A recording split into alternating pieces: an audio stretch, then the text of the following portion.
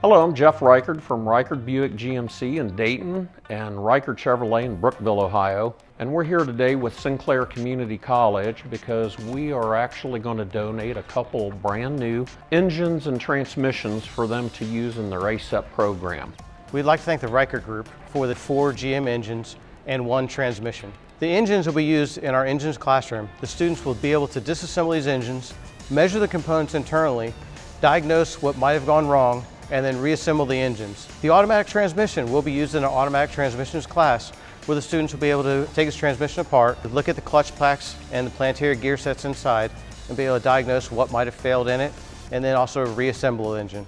Hey, and we also want to point out the fact that with the Sinclair ACEP program, we have had technicians that graduated from that program that have been here over 30 years and have become world-class technicians.